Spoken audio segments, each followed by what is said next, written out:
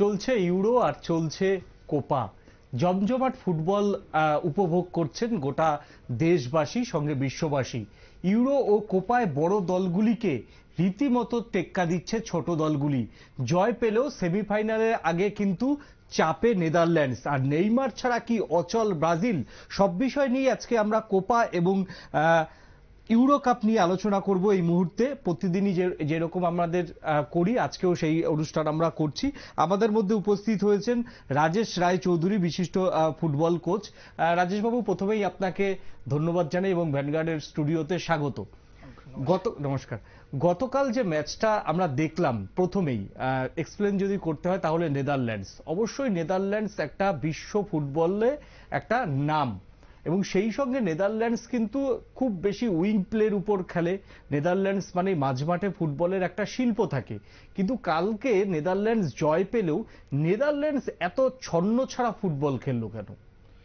দেখুন, নেদারল্যান্ডস রোমানিয়ার সাথে যে ম্যাচটা হয়েছে, প্রথম শুরুতে রোমানিয়া কিছুটা খেলেছিল, রোমানিয়ার কিছু অ্যাটাক ছিল। তারপর ধীরে ধীরে নেদারল্যান্ডের মিডফিল্ড খেলাটাকে ধরলো, এক গোল করার পর ধরলো। তো এই ক্ষেত্রে নর্মালি নেদারল্যান্ড 4-3-3 ফরমেশনে খেলেছে। তো এই ক্ষেত্রে ওদের উইং খেলার শুরুতে সহজে অ্যাকচুয়ালি কি হয়, যখন খেলাটা শুরু হয়, ও মিডফিল্ডের খেলাটা ধরতে একটু টাইম নেয় অনেক সময়, কিন্তু খেলাটা ধরার পর তারপর কিন্তু নেদারল্যান্ড ডোমিনেট করেছে। কিন্তু রোমানিয়া ফার্স্ট হাফের 15-20 মিনিট খেলেছে। এই জায়গাতে আপনাকে একদম প্রশ্নটা আসবো, যে আপনি যেটা বলছিলেন যে দেখুন নেদারল্যান্ডস যে ছকটাতে খেলেছে, উল্টো ছকে কিন্তু রোমানিয়া অ্যাটাক করলো। রোমানিয়ার বেশিরভাগ কিন্তু অ্যাটাকগুলো দিয়ে উইং প্লে দিয়ে অ্যাটাকগুলো হয়েছে, বেশিরভাগটাই উইং প্লে দিয়ে, এবং রাইট ব্যাকটাকে ওরা খুব ভালো মতো কাজে লাগিয়েছে। রাইট মানে যতগুলো আক্রমণ হয়েছে বেশিরভাগটাই কিন্তু রাইট কেন্দ্রিক, অর্থাৎ মাঠের ডান দিক থেকে। সেই জায়গা থেকে মানে নেদারল্যান্ডস কিন্তু একেবারেই প্রতিহত করতে পারছিলেন না। একটা সময় বক্সের আশেপাশে প্রায় 3 থেকে 4টে শট কিন্তু গোল বক্স করে লক্ষ্য করে নিয়েছেন রোমানিয়ার ফুটবলাররা, অল্পের জন্য গোল হয়নি। সেই জায়গাতে কোচের কেন প্ল্যান ছিল না যে কুইকলি 4-4 ফরমেশনে ফেরা? তাহলে তো একটা ম্যান পাওয়ার তারা বেশি পেত ডিপ ডিফেন্সের আগে। দেখুন, যে কোনো প্ল্যানিং কোচের যা স্ট্র্যাটেজি থাকে, প্ল্যান এ প্ল্যান বি থাকে। খেলা সাধারণত প্রত্যেক টিমই চায় খেলাটা শুরু হওয়ার 10-15 মিনিট ওপোনেন্টকে দেখার জন্য। সেক্ষেত্রে শুরুতেই যদি এই ধরনের ঘটনা ঘটে, তাহলে সাথে সাথে তো প্ল্যান বিতে কোচ যেতে পারে না, কারণ একটু সময় দিতে হবে প্লেয়ারদের মাঝমাঠটাকে ধরার জন্য। তাই সময় নিয়েছে, মাঝমাঠটা শেষ পর্যন্ত মাঝমাঠটা ধরেছে 15-20 মিনিট ছিল। তারপর মাঝমাঠ ধরেছে নেদারল্যান্ড, মাঝমাঠ ধরেছে, এবং পাশাপাশি নেদারল্যান্ড অনেক ওপোনেন্ট অ্যাটাকিং থার্ডে নিউমারিক্যাল অ্যাডভান্টেজও নিয়েছে, যে কারণে গোল স্কোর করতেও পেরেছে। পরবর্তী সময় ডোমিনেট করেছে। 20 মিনিটে একদম কোডি গোপ্পার যে গোলটা যদি আপনি দেখেন, সেটা মূলত অ্যাটাকিং মানে অ্যাটাক পাল্টা অ্যাটাকে গোলটা হয়েছে, মানে কাউন্টার অ্যাটাকে কিন্তু গোলটা হয়েছে। কোনো মাঝমাঠ থেকে কিন্তু খুব ভাবে যে মানে শিল্পের একটা পর্যায়ে যে ফুটবলটা, সেই শিল্পের পর্যায়ে নিয়ে গিয়ে ডস করে বা গোলটা হয়নি। কাউন্টার অ্যাটাক মূলত গোলটা হয়েছে কোডিগপ্পা। এই গোলটাকে আপনি কিভাবে দেখেন? দেখুন, কাউন্টার অ্যাটাক তো এটা পার্ট অফ দ্য গেম, কারণ অপোনেন্ট এই ইউরো কাপে যেই টিমগুলো খেলছে, আমরা সাধারণত কোনো টিমই এখন কিন্তু সবগুলো টিমই 19 আর 20, কারণ মডার্ন ফুটবলে যেই সব টিমগুলো খেলছে তাদের প্রত্যেকটা প্লেয়ার ইউরোপিয়ান স্টেজের বিভিন্ন ক্লাবগুলোতে খেলে থাকে। তো অটোমেটিক্যালি প্রত্যেকের স্ট্রং পয়েন্ট, উইক পয়েন্ট সবকিছু জানে। তো ওদের তাই যখন কোচের যে ফরমেশন থাকে, পাশাপাশি যে স্ট্র্যাটেজি থাকে, এই ক্ষেত্রে কাউন্টার অ্যাটাক কিন্তু পার্ট অফ দ্য গেম। যত ফার্স্ট কাউন্টার অ্যাটাকে যাওয়া, এই ক্ষেত্রে ওরা অনেক ফার্স্ট কাউন্টার অ্যাটাকে গিয়েছে। সেই কাউন্টার অ্যাটাকটাকে ডিফেন্ড করার মতো ক্ষমতা কিন্তু তখন ছিল না এই রোমানিয়ার কাছে। তো এটা তো part of the game, counter attack তো যেতেই পারে টিম, এবং যায় ওইটা স্ট্র্যাটেজি থাকে। না, আমার এই জায়গাতেই প্রশ্ন, রোমানিয়ার কোচ কি এই জায়গাতে একটু হোমওয়ার্ক করতে ভুল করলো? যে নেদারল্যান্ডস মানেই কিন্তু নেদারল্যান্ডসের স্ট্রাইকাররা সব বিশ্ববিখ্যাত স্ট্রাইকার, সব ইংলিশ প্রিমিয়ার লিগের বড় বড় ক্লাবগুলিতে রয়েছে। সেই জায়গা থেকে যখন তুমি আক্রমণে যাচ্ছ, 20 মিনিট তো প্রথম মুহুর্মুহুর আক্রমণ করছিল রোমানিয়া, সেই সময় কি কোচের একটা স্ট্র্যাটেজি নেওয়া উচিত ছিল না? যে কোনো মুহূর্তে আমার হচ্ছে পাল্টা কাউন্টার অ্যাটাক হতে পারে, সেই জায়গাতে আমার ডিপ ডিফেন্সে অন্তত 3 জন প্লেয়ার আমি রাখি। এবং এইটা কি কোথাও একটা ভুল করে গেছে কাউন্টার অ্যাটাক করতে করতে? দেখুন, কাউন্টার অ্যাটাকিংটা এমন হয়, ধরুন রোমানিয়া অ্যাটাকে গেছে, কোচের স্ট্র্যাটেজি তো ঠিকই থাকে, কিন্তু সেই স্ট্র্যাটেজিটাকে ইমপ্লিমেন্ট করে প্লেয়াররা। তাই খেলা চলতে চলতে খেলতে খেলতে অনেক সময় ছোটখাটো ভুল তো হয়ই, যে কারণে গোল কনসিড করে থাকে টিমগুলা। তো হয়তোবা কাউন্টার অ্যাটাকে গেছে, কিন্তু যত তাড়াতাড়ি ওদেরকে কামব্যাক করার কথা ছিল, নেমে আসার কথা ছিল, তত তাড়াতাড়ি নামতে পারেনি, যে কারণে গোলটা কনসিড করে নিয়েছে। এইখানে আমি দেখলাম যে কোডিগোপ্পা একদম সুন্দরভাবে বিনে বাধায় আস্তে আস্তে এগিয়ে গেল। একদম বক্সের অন্তত 20 হাত আগে তো তাকে একটা ফাউল করা যেত, যদি প্লেয়ার থাকতো তো সেটা ফাউল করা যেত। ফাউল করলে কিন্তু আক্রমণের ঝাঁজটা অনেকটা প্রতিহত করা যায়। এখানে কাউন্টার অ্যাটাক কোডিগোপ্পা যখন বেরিয়েছে বলটা নিয়ে, তখন ওদের এই যে লাস্ট ডিফেন্ডার প্রায় মিডফিল্ডের উপর ছিল, হাফ মাঠে ছিল, এবং রাইট ব্যাক পজিশনে ছিল না। পজিশনের জন্য তখন তো ওরা অ্যাটাকে গিয়েছে, তো রাইট ব্যাক ব্যাক করতে পারেনি, নামতে পারেনি। পাশাপাশি মিডফিল্ডার যে ওই পাশে যে মিডফিল্ডারটা খেলছিল, ও তাকে ডিফেন্ড করতে পারেনি, ফ্রি জোন পেয়েছে। না, ওইখানে কি তাকে ফাউল করা উচিত ছিল না?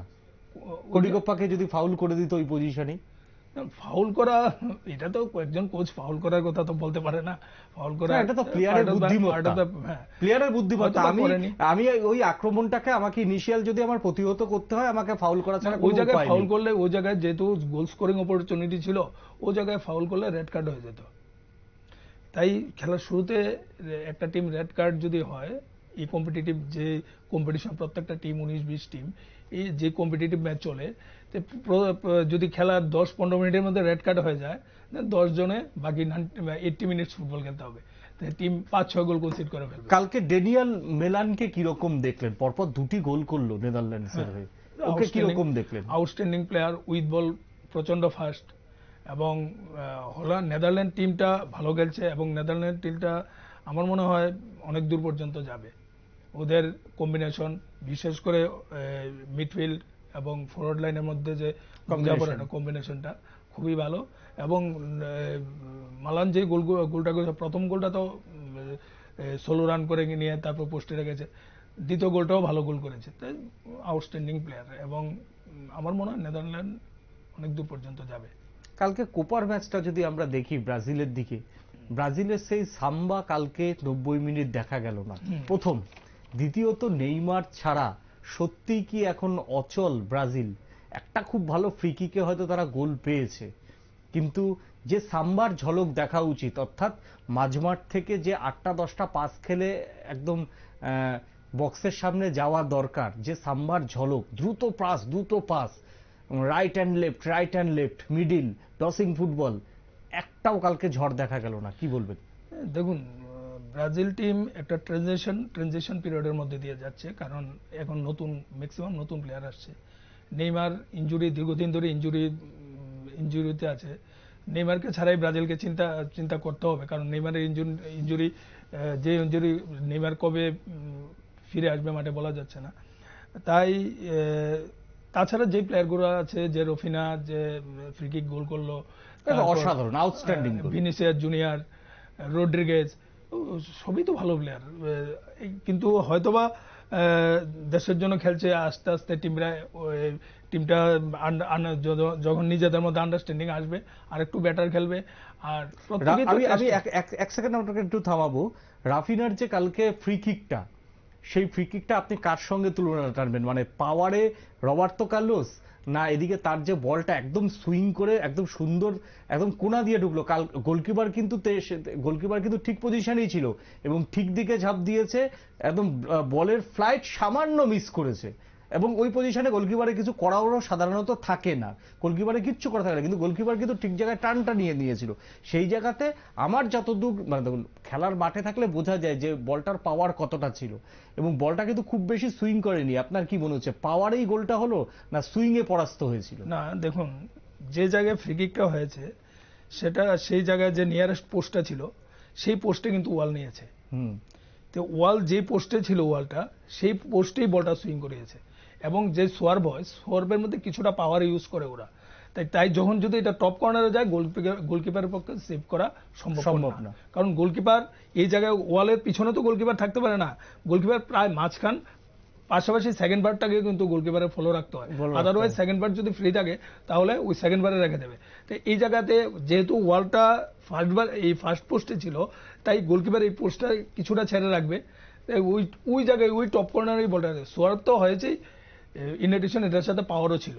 সাধারণত মেসিকে এই ধরনের সোয়ার্বিং শট নিতে দেখা যায়, উইথ পাওয়ার সোয়ার্ব, যেটা এবং সেও বা পাই নিয়েছে, রাফিনাও বা বাপাই নিয়েছে। সেই জায়গাতে দাঁড়িয়ে আমি এবং টপ কর্নারে গিয়েছে বলটা, যে কারণে গোলকিপারের পক্ষে এখানে সেভ করা অসম্ভব। সেই জন্য আমি রোনাল্ডিনো হোক না রবার্তো কার্লোস, কার ফ্রি কিকের সঙ্গে এটা তুলনা টানা না, যায়? এটা আমি বলবো মেসির ফ্রি কিকের সাথে তুলনা। মেসি বাপা এই ধরনের সোয়ার্বিং শট নিয়ে থাকে, আর রবার্তো কার্লোস যে ধরনের ফ্রি কিক নেয়, রবার্তো উইথ পাওয়ার এবং আউটস্টেপের উপর নেয়, যার জন্য আউটসুইং হয়, উইথ পাওয়ার নেয়। কিন্তু মেসি, নেইমার তারা কিন্তু ইনসাইডের উপরেই নেয় এবং পাওয়ার থাকে, অবশ্যই থাকতে হয়, একটা ডিস্টেন্স কভার করতে গেলে কিছুটা পাওয়ার তো থাকবেই, কিন্তু সোয়ার্ব এবং একুরেসিটা থাকতে হয়, যেটা ছিল। এবং মেসি সাধারণত এই ধরনের ফ্রি কিক নিয়ে থাকে। তো কলম্বিয়ার সঙ্গে 1-1 ম্যাচ ড্র, এইটাকে কিভাবে দেখছেন? ব্রাজিলের তাহলে কি মিডফিল্ড এবং অ্যাটাকিং মিডফিল্ডটা কি খুব বেশি কাজ করেনি কালকে? দেখুন, কলম্বিয়া টিমটাকেও কিন্তু আপনি ভালো টিম, কলম্বিয়া টিম, এবং প্রত্যেকটা প্লেয়ারই ইউরোপিয়ান লিগে বিভিন্ন ক্লাবে খেলছে। তাই কলম্বিয়া টিম আন্ডার এস্টিমেট করার মতো টিম নয়। কলম্বিয়া ভালো টিম। আর ল্যাটিন আমেরিকাতে যে খেলা হয়, কোপাতে যে খেলা হয়, সেখানে আর্জেন্টিনা, ব্রাজিল, কলম্বিয়া, এই তিনটা টিম কিন্তু অলমোস্ট 19-20 টিম। তাই সুতরাং ওদের মধ্যে যখন কম্পিটিশন হয়, তখন এই ধরনের ম্যাচ হতেই পারে। 47 মিনিটে ড্যানিয়েলের গোলটা কিভাবে দেখলেন কালকে? সেখানে 47 মিনিটে ড্যানিয়েলের গোলটা আমি বলবো ডিফেন্সিভ, প্রোঅ্যাক্টিভ ছিল না ডিফেন্স। এই জায়গায় ডিফেন্ডারের সামনে থেকে এভাবে শুট নেওয়ার কথা ছিল না। ডিফেন্ডার ওকে মার্ক করতে পারতো, স্পেস দিয়েছে, তার জন্য বারে বলটা রেখেছে। অন্যদিকে ব্রাজিলের যে সাম্বা, সেই সাম্বা থেকে কি ব্রাজিল আস্তে আস্তে বেরিয়ে আসছে? কালকে আমার মনে হলো খেলাটা দেখে ব্রাজিল এখন পাওয়ার ফুটবল খেলার দিকে কিন্তু চেষ্টা করেছে। না, ব্রাজিল আগে যে ব্রাজিলিয়ান প্লেয়াররা ম্যাক্সিমামই ব্রাজিলে ফুটবল খেলতো, তখন তাদের ওই আমরা যা বলি সাম্বা ফুটবল। কিন্তু এখন ম্যাক্সিমাম প্লেয়ার ইউরোপে গেলে, তো ইউরোপের ঘরানাটা, ইউরোপের যে স্টাইলটা, ওটা ওদের খেলার মধ্যে চলে আসে। আপনি লক্ষ্য করলে দেখবেন, আমি সেই জন্য বললাম যে একটু পাওয়ার ফুটবল কিন্তু মেশানো ছিল সেই জায়গাতে। আপনি সারা বছর যেই ক্লাব ফুটবল খেলছেন, যে ওইখানে যে স্টাইলে খেলছেন, অটোমেটিক্যালি এই স্টাইলটা আপনার মধ্যে চলে আসবে। আগে ব্রাজিলিয়ানরা যে ধরনের ফুটবল খেলতো, আমরা সাম্বা ফুটবল যেটা বলি, এটা কিন্তু অনেকদিন আগেই এটার থেকে ব্রাজিল বেরিয়ে আসে। গত বছর বিশ্বকাপেও দেখা গেছে। এটা ওই ম্যাক্সিমাম প্লেয়ার ইউরোপে লিগ খেলার প্রভাব। তাহলে ব্রাজিল এই মুহূর্তে থেকে যদি বেরোতে হয়, তাহলে ব্রাজিলের এই মুহূর্তে কি করা উচিত? সাম্বাতে ফিরে আসা উচিত, টাচিং ফুটবলে আরো বেশি জোর দেওয়া উচিত? কিন্তু ব্রাজিলের যে প্লেয়ারদের, আমি কালকে ভালো করে ম্যাচটা দেখলাম, ব্রাজিলের প্লেয়ারদের, এখনকার প্লেয়ারদের কিন্তু গড় উচ্চতা কিন্তু খুব একটা বেশি নয়। সেই জায়গা থেকে কর্নারে গোল করার ক্ষমতা তাদের কতটা আছে সেটা কিন্তু বোঝা এখনো পর্যন্ত পরীক্ষিত না, অন্তত এই কোপাতে দাঁড়িয়ে। দেখুন, ব্রাজিল সেট পিস মুভমেন্ট থেকে ব্রাজিল ফ্রি কিক, কর্নার থেকে ব্রাজিলিয়ানরা গোল করে, নো ডাউট করে, কিন্তু ব্রাজিলিয়ানরা গোল করে কিন্তু ফিল্ড গোলই করে বেশি, দুটা তিনটা টাচ খেললো নিজেদের মধ্যে, একটা ভালো থ্রু পাস বাড়ালো, তার থেকে গোল করে। তো সুতরাং কর্নার থেকে তো মডার্ন ফুটবলে গোল অনেকেই, যদি হাইটের প্লেয়ার থাকে, গোল কমই হয়। তো এটা ওভারকাম করতে পারে ডিফেন্ডার, যারা হাইটের ডিফেন্ডার আছে, তাদেরকে কর্নার কিকের সময় তাদেরকে ইউজ করে। শুধু কর্নার কিকের সময় হাইটের, যেমন ফরওয়ার্ড লাইন, মিডফিল্ডের হাইট যদি একটু কম থাকে, শর্ট হয়, এই ক্ষেত্রে কি করে কোচ করে, কি ওই যে ডিফেন্স থেকে প্লেয়ার নিয়ে আসে, হেডিং এ যায় ওইসব প্লেয়াররা। সেই জায়গাতে দাঁড়িয়ে আপনি নেইমার না থাকাটা বা রবিনোর মতো প্লেয়ার চলে যাওয়ার পর কতটা শূন্যতা মাঝমাঠের কিন্তু খেলা তৈরি করার কালকে ব্রাজিলের এমন একজন প্লেয়ার দেখতে পেলাম না, যে নিজে দাঁড়িয়ে থেকে যে একটা খেলা তৈরি করা। মাঝমাঠ যদি কারোর অচল হয়ে থাকে, তাহলে তো গোল পেতে অসুবিধা হবেই। ফুটবল খেলাটাই তো মাঝমাঠ যদি আপনি মাঝমাঠে ডোমিনেট করতে পারলে, আপনার ডিফেন্স ভালো খেলবে, সিমিলারলি অফেন্সও ভালো খেলবে, ফরওয়ার্ড লাইনও ভালো খেলবে। তো এই জায়গাতে নেইমারের কোয়ালিটি নিয়ে কোনো প্রশ্ন নেই। নেইমার মাঠে থাকা অপোনেন্টের উপর আলাদা একটা প্রেশার থাকে, আর সিমিলারলি নিজের টিমের কনফিডেন্স লেভেলটা অনেক হাই থাকে। তো এই ক্ষেত্রে নেইমার মাঠে না থাকাটা তো নো ডাউট ব্রাজিলের জন্য একটা শূন্যতা। তবে আমার মনে হয় প্রত্যেকেই তো প্রফেশনাল প্লেয়ার, ভালো প্লেয়ার, এবং যিনি কোচ আছেন বর্তমানে, উনিও যথেষ্ট যোগ্য দক্ষ কোচ। কোচ।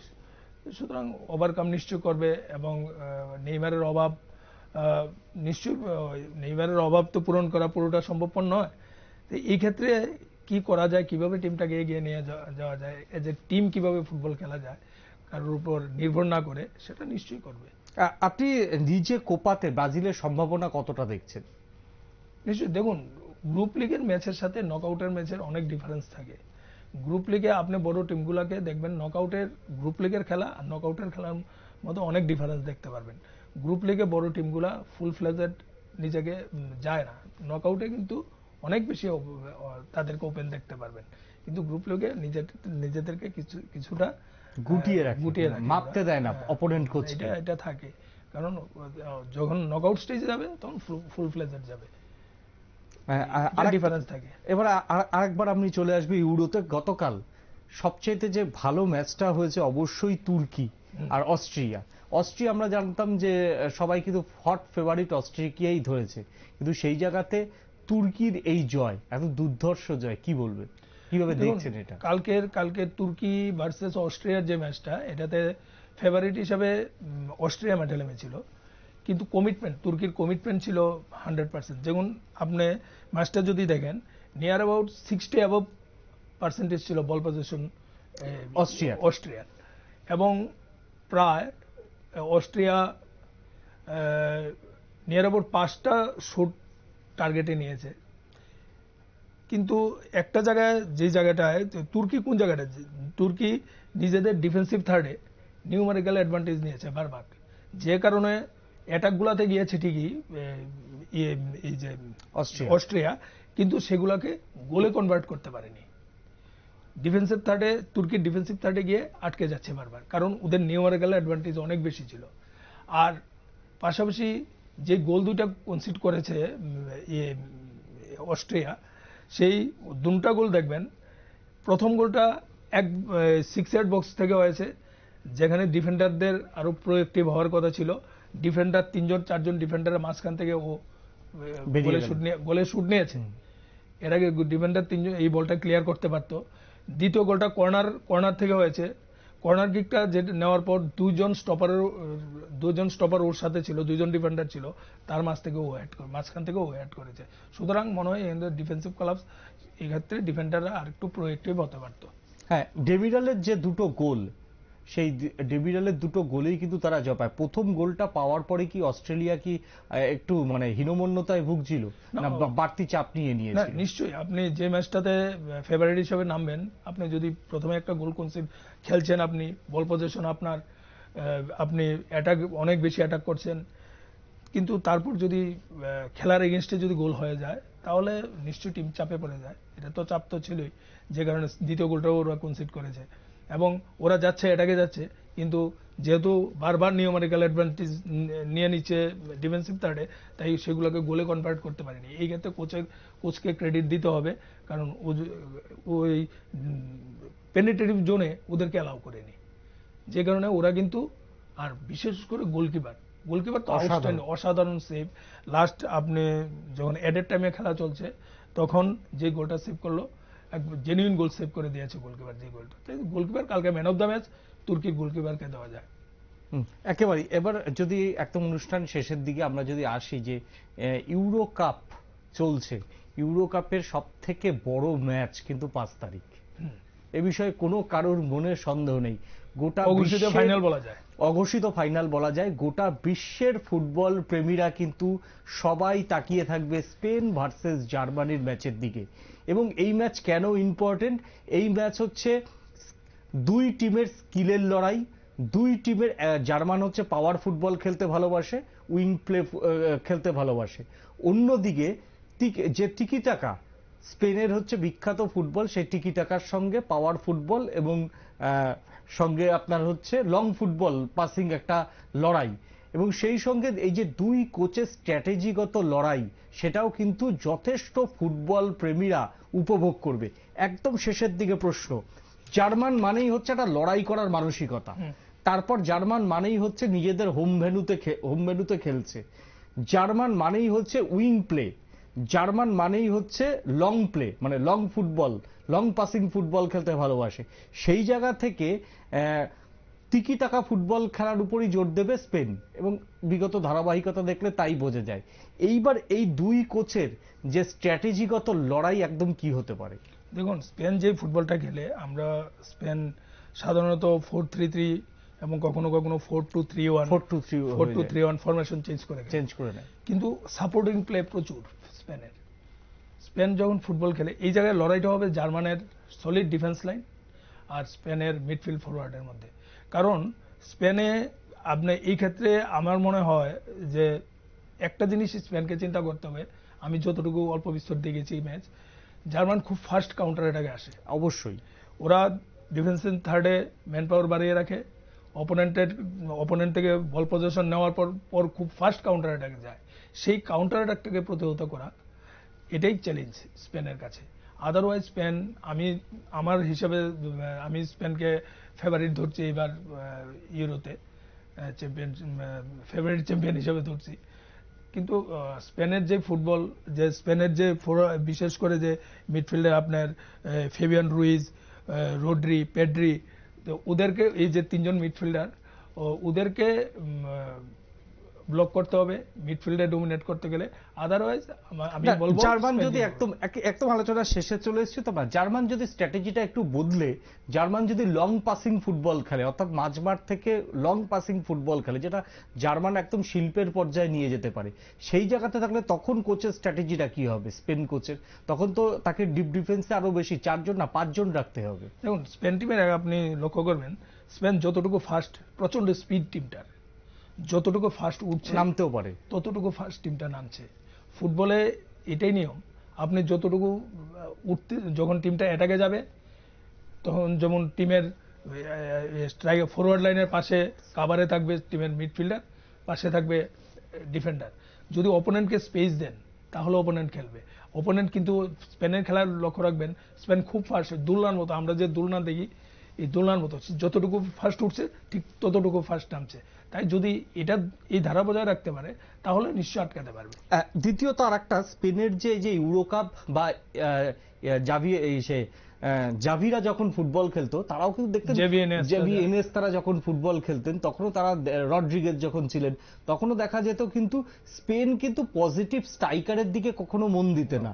স্পেন হচ্ছে একেবারে টিকিটাকা ফুটবল, পাসিং ফুটবল, এবং বক্সের মধ্যেও তারা বেশি, অপোনেন্টের বক্সের মধ্যেও বেশি পাস খেলছে, গিয়ে একেবারে 1:1 তারা বল পজিশন তৈরি করার পরে তারপর তারা যে কোনো গোল করে।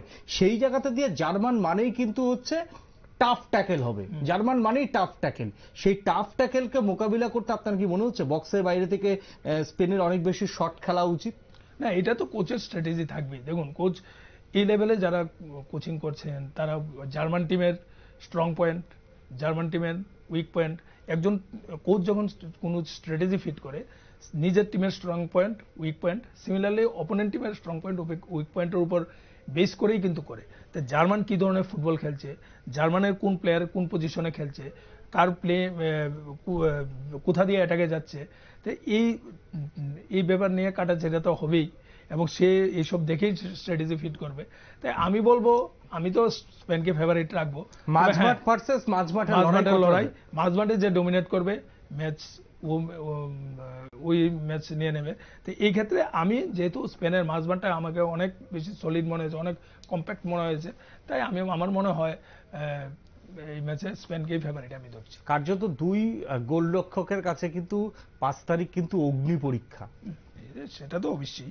দেখুন, গোলকিপার সেদিন তুর্কির ম্যাচে দেখা গেল একটা গোলকিপার একটা টিমকে জিতে দিতে পারে। এই তুর্কির ম্যাচে লাস্ট অ্যাডেড টাইমে যেই সেভটা গোলকিপার করেছে, যে কারণে তুর্কি আজ কোয়ালিফাই করেছে কোয়ার্টার ফাইনালে। তো সুতরাং গোলকিপার লাস্ট ডিফেন্ডার, ওর উপর তো দায়িত্ব থাকবেই। তাছাড়া বিশেষ করে ডিফেন্সে আমার মনে হয় ডিফেন্স লড়াইটা জার্মান ডিফেন্স ভার্সেস স্পেনের মাঝমাঠ, ফরওয়ার্ড লাইন এবং মাঝমাঠ। একেবারেই ইউরো কাপের 5 তারিখ অঘোষিত ফাইনাল হতে চলেছে বলে এমনটাই কিন্তু মনে করছে গোটা ফুটবল বিশ্ব। জার্মান ভার্সেস স্পেন, এবং গোটা ফুটবল বিশ্বের দর্শকরা এই ম্যাচের দিকে তাকিয়ে থাকবে, যেমনটা তাকিয়ে থাকে আর্জেন্টিনা বনাম ব্রাজিল ম্যাচের দিকে, ইংল্যান্ড বনাম ফ্রান্স ম্যাচের দিকে, তেমনি কিন্তু ইউরোপের দুই শক্তিধর দেশ, এক হচ্ছে স্পেন, অন্যদিকে জার্মান। পাওয়ার ফুটবল, মাঝমাঠে টিকিটাকা ফুটবল, কে জিতবে, কে ফুটবলের এই শিল্পে শেষ পর্যন্ত কে ফিনিশিং করবে, সেই কিন্তু জয়ী হবে বলে মনে করছেন ফুটবল বিশেষজ্ঞরা। আজকের মতো ইউরো ও কোপা ম্যাচের যে আমরা ডে বাই ডে বিশ্লেষণ করি, সেই অনুষ্ঠান আজকের মতো এখানেই শেষ করছি। আবার আগামীকাল নিশ্চয়ই অন্য কোনো বড় ম্যাচ নিয়ে আমরা উপস্থিত হব আপনাদের সামনে, ইউরো ও কোপা আমেরিকা নিয়ে। নমস্কার।